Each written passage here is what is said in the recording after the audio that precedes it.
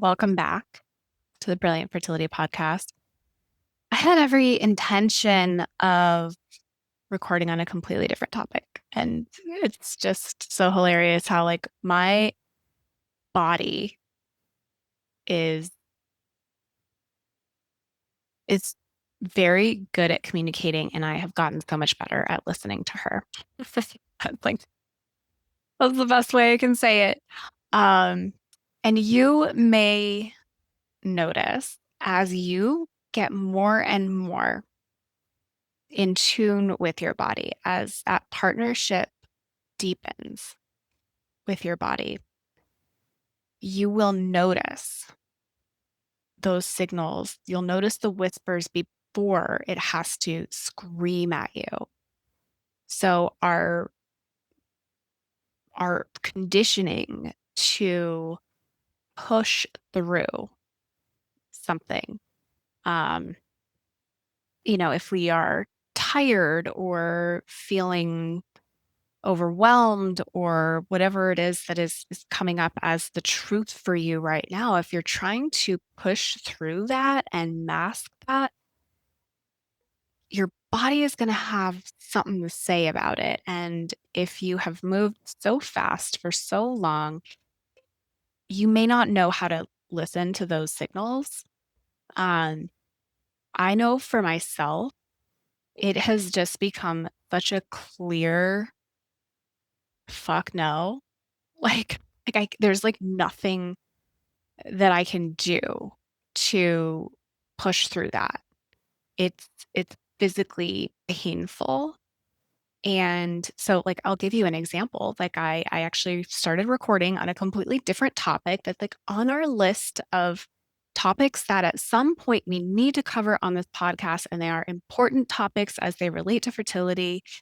And I started recording, and it was even though I have notes, I have bullet points, it was just full stop in my body, as if I was literally up against a wall. My mouth did not want to move. Everything just felt like it wanted to shut down. Oh, okay,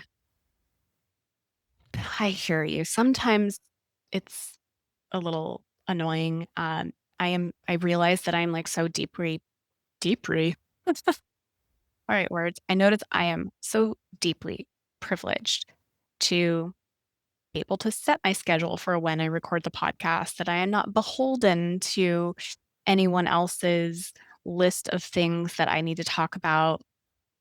This is something that brings me joy and satisfaction to share with you versus something that's I have to do or I should be doing. And so I think for me, there is an element of being able to tune in to that wall, that no, much more quickly with an activity like this. That's the whole point is to share my knowledge and what I'm passionate about in the fertility world. And so as I started recording, and it's just nope, not going to happen. And there's been some other areas in life where that is popping up. And given my history with everything that I struggled with through my 20s, especially interstitial cystitis and insomnia and panic attacks and cystic acne and very irregular periods and extreme pain with periods. Um, Gosh, it's hard to believe that I lived that life for so long. And I also know that there was such an element associated with pushing through that contributed to that experience. And so I'm deeply aware that I do not want to live that way again.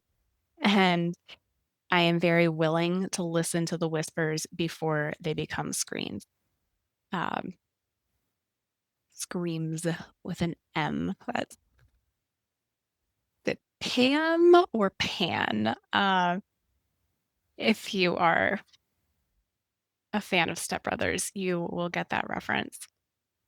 There's there's so much that I could share, but I think today it's on my heart to really focus on what we can be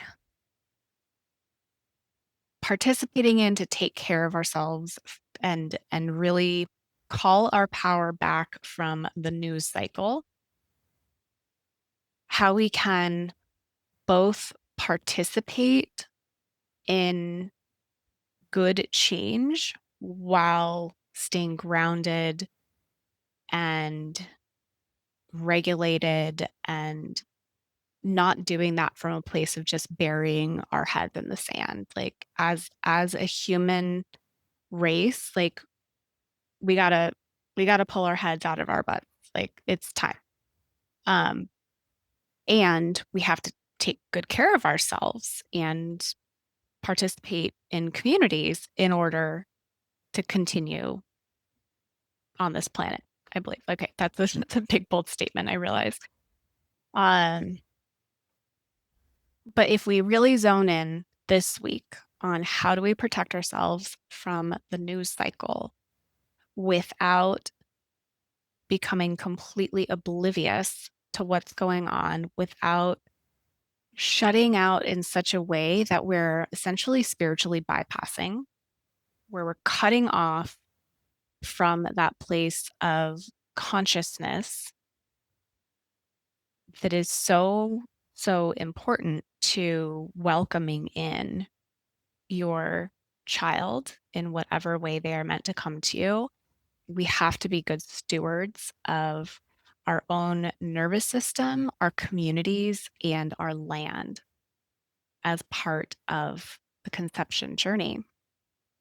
And if part of you is going like, what the hell? Like, I don't have time for that on top of tracking my cycles, figuring out what supplements to take, all of these doctor's appointments. Like, how am I supposed to also be protecting myself from the news cycle while also actively participating in what's happening in the world? Like, who has time for any of this? And like, sisters, I'm right there with you. I am running a medical practice. I have employees. I am married, which is a job. I love you, husband, if you're listening.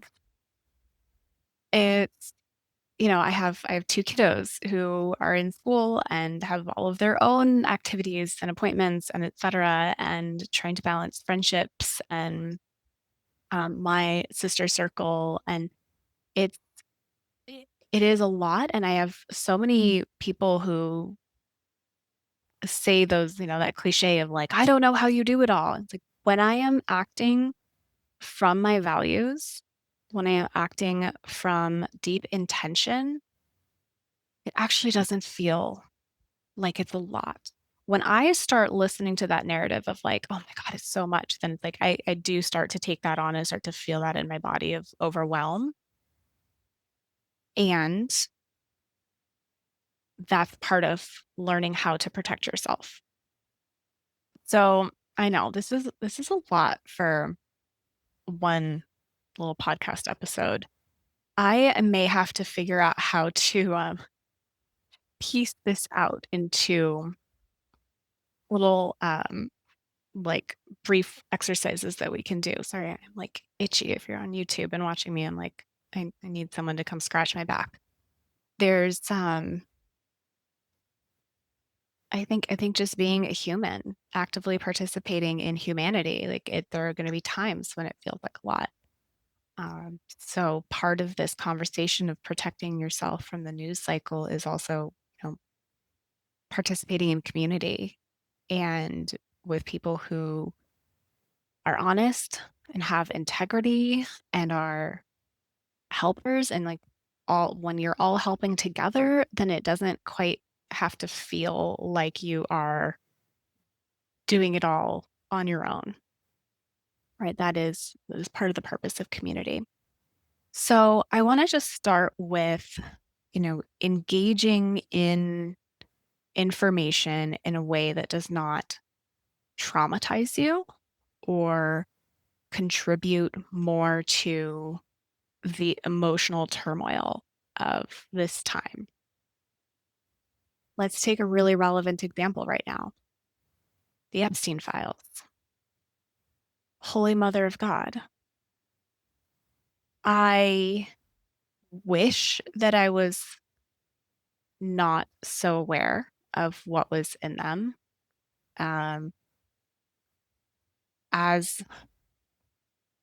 a clinical provider who sees a lot of women who have a history of sexual assault, um, I use that as an excuse to read some of the files and look up some of the people who were in the files who are, prominent. Deepak Chopra, Peter Attia, prominent in like the wellness world, and and pretty much left it at that for myself because I could feel how ugh, how like deeply disgusted and horrified as feeling. And I think we should be deeply disgusted and horrified, but also for people who have experienced that trauma themselves, uh, we have to protect those people. And they're not the ones who need to be reading this, right? They're not the ones who are in a position of power who are like should be the one doing something about it, like actually holding the people in power accountable. Um, so how can we be aware of what's happening and do something about it without visiting that material in a way that contributes to the trauma and essentially be traumatized ourselves? Because at the end of the day, our unconscious mind really can't differentiate between something that has happened to us versus something that we are witnessing happening if we are watching it play out in real time. Uh, the reading of the material, I think, can be maybe safer, but like the pictures, the videos, like, no, I would not let that enter into my space. There's no need for me to let that enter into my space, into my mind, into my dreams. Like I know people who are really struggling right now, having read and digested some of that information. So I'm ultra aware of how that's impacting them. Um, so what can we do? There's one of the theories behind the experience of anxiety in traditional Chinese medicine is that the symptoms of anxiety arise when there is a situation that we're not doing something about. And if it's something that we can do something about, then taking action will actually reduce or eliminate the anxiety. If it's a situation that we can't do anything about, then we have to learn the tools to actually surrender that situation because we have no control over it, right? So, in a scenario like this, what is something that you could do? Well, you could download the 5 Calls app and make the daily calls to your representatives. There are scripts in there. It's super easy to follow.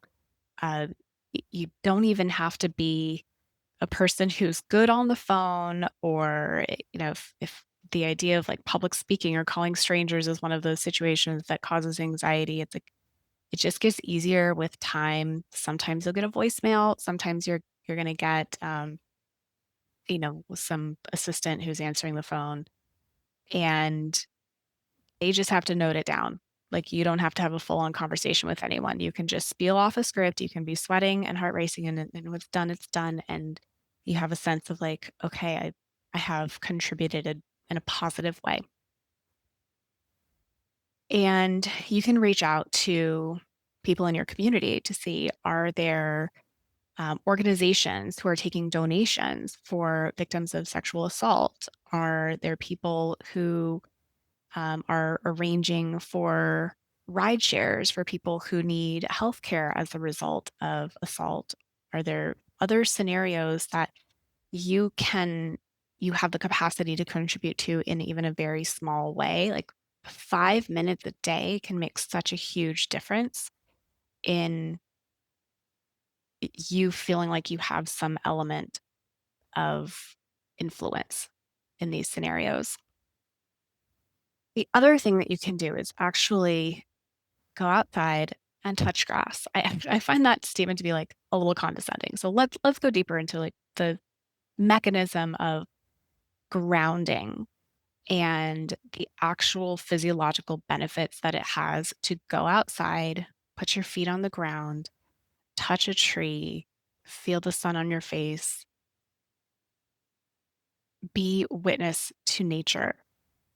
The act of grounding, the literal physical act of feet on the ground, touching a tree, involves the transfer of electrons. So there is an electrical process that is happening as you ground that does have a physiological change. And one of the greatest changes that we see, there are dozens of studies on this, is the regulation of your heart rate variability. So if you wear one of these devices like an Apple Watch or a Garmin or an Aura Ring, these are measuring your heart rate variability day to day.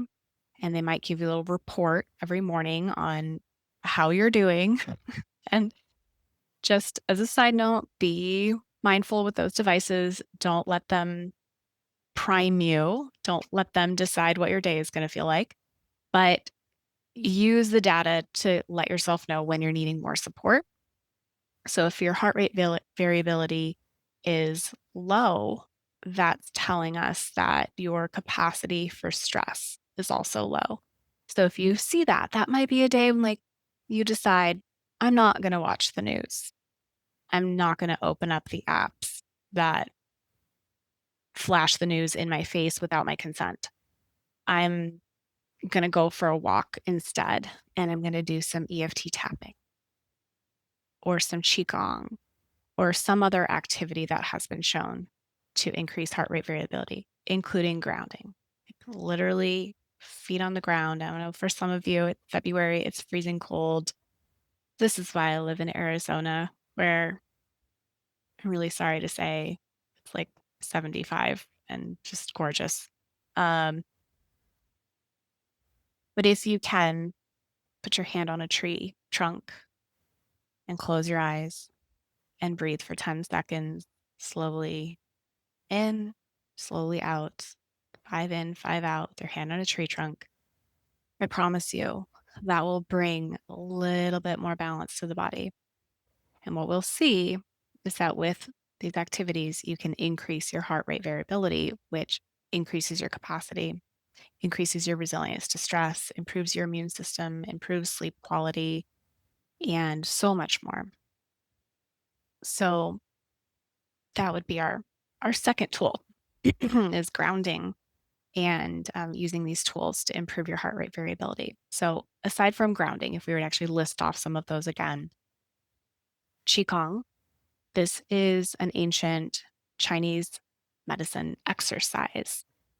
There are hundreds, probably thousands of Qigong videos on YouTube now. So you could look up, Qigong for stress, Qigong for insomnia, Qigong for overwhelm, and you're going to find some beautiful videos that look similar to Tai Chi, but these movements are prescribed to help tonify and support the meridians, the organ systems that are affected by stress in the traditional Chinese medicine model.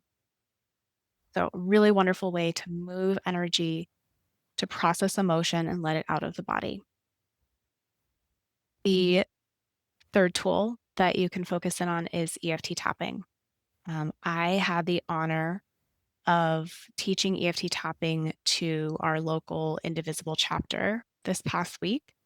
I was super nervous about it because this is, these aren't my patients who have like signed up for me. These are just people who don't really, know my work. And so I was, and they're all like, or a lot of them at least are 60 and over. A lot of people participating in Indivisible here locally for us are retired, which makes them have a little bit more time to be the helpers, but also not my fertility crowd, right? So teaching them EFT tapping was one of those ways that I could contribute to an emotionally regulated population. And Uh, it sounds like everyone really enjoyed it, and I hope that that has a ripple effect into the work that they do, into their households and their communities in a really powerful, positive way. But it can help you personally as well, in improving your energy, in improving your mental clarity, and in really unburdening some of the heaviness of everything that's happening right now while allowing you to continue to take action. The last thing that I want to pull in today is calling your power back. And I have a meditation that I did for my Brilliant Fertility Program members.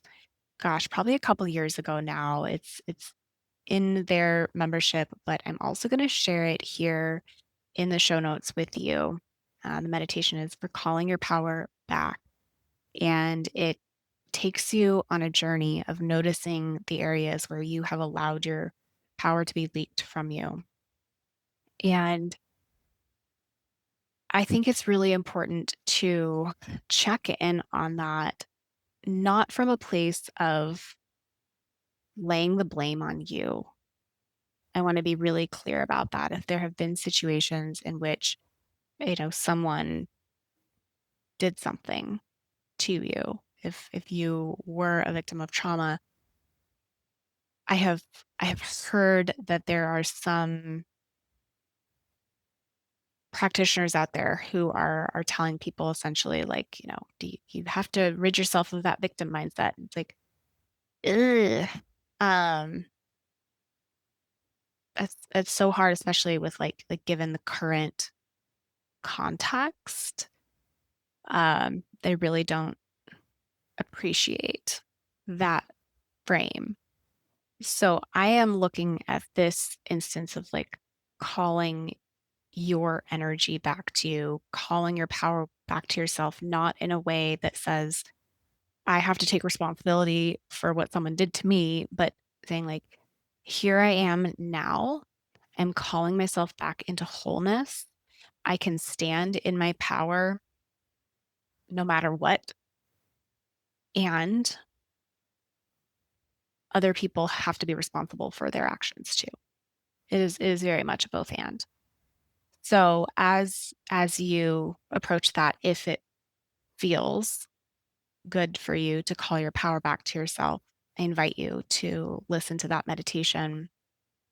And also, please, if you are someone who has experienced significant trauma, um, I know it's easier said than done, but if you choose to do this meditation, I would not choose events to call your power back from that were heavily traumatic. Like I would be working alongside a provider who is trained to support you through that versus, I'm more speaking to the moments of like if you have an in-law who has a completely different viewpoint from you and you feel yourself highly activated in their presence and therefore you can't sleep the night before you're going to go to an engagement where they're going to be there because you just feel super riled up inside, like don't give your power to these people.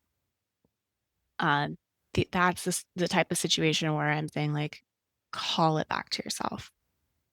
If you imagine yourself having, read something that's recently been on the news or watched a video and you just notice yourself like completely falling apart, like, okay, yes, you are human and we have to maintain our humanity. And for the sake of your health and your hormones and your uterus and your ovaries and your future children, we have to learn how to use these tools to stay regulated. And I think our final piece on this would be learning how to set boundaries, setting boundaries with the news, setting boundaries with the people who are maybe never going to take accountability for their actions. Um, mm, Boundaries can be so challenging to really set firmly. And going to give you so much energy back, so much peace of mind back, so much more peace in your body. So, whatever that means for you, if that means getting a brick, one of those briquettes where you can like connect it to your phone and it shuts you out of the apps during a certain period of time, whether that means unfollowing accounts that are just displaying like really violent things, there are ways to stay informed that do not involve having to watch and rewatch every single video from every single angle. It's really, really challenging right now to put the block on that, but I think it's also really important to be careful of how often you consume information and what type of information. So, setting your boundaries on your social media use and your news consumption in a way that allows you to be aware of what's happening while not constantly having it on replay in your brain. Okay, so let's just revisit because if we're honest, I was verbal processing this whole thing for myself. This is for me just as much as it is for all of you and for all the patients who I've talked to this week who are in a very similar space. And I didn't have a full, extra 30 minutes to go into this with each of them. But number one, we are calling our power back. Number two, we are using tools to support our resilience to stress. We're going outside and grounding. We are using EFT tapping. We are doing Qigong. Number three, we are taking action. Even if right now all you have capacity for is 5 minutes a day. As you build capacity, as you are able to engage more in community efforts, this can be a point of recharging your energy as well and really solidifying the hope in the future and for the world that you want your future children to grow up in. And finally, number four, setting boundaries. Really getting clear on what those boundaries are going to look like. Scripting them for yourself ahead of time. Journal it out. Talk out loud to yourself as you set those boundaries. Make a few notes about how you are going to set better boundaries with social media and news in ways that allow you to stay informed. And I'm offering so much love to all of you.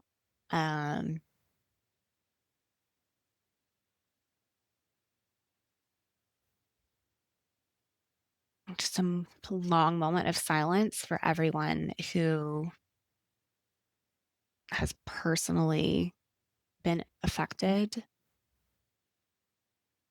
through everything that's happened in the news lately, whether it's been our immigrant population or our friends and family in Minneapolis or survivors of sexual assault. I mean, there's just a lot happening. And on the one hand, I wish we could just create this protective little bubble around ourselves. And on the other hand, it's not realistic and it's not going to be part of what creates the better world for our children. And it's your body is going to notice the incongruence. And what I mean by that is you could stick your head in the sand, but the vibrational frequency of everything that is happening in the world will still have a continued impact on us as a collective. And if we can't be really honest about that and find our way forward through that and take good care of each other through that, that's going to have an impact on fertility. That is going to continue to contribute to the epidemic of infertility that humans are facing. And we could focus all day long on, the individual and what they eat and how they supplement. And that is the work that I do with my individual client. And part of my work with the podcast is to create healing on a more collective scale. So if this spoke to you today, in, in between my ramblings, please share this podcast. I know that this may be beneficial for people even who are not trying to conceive.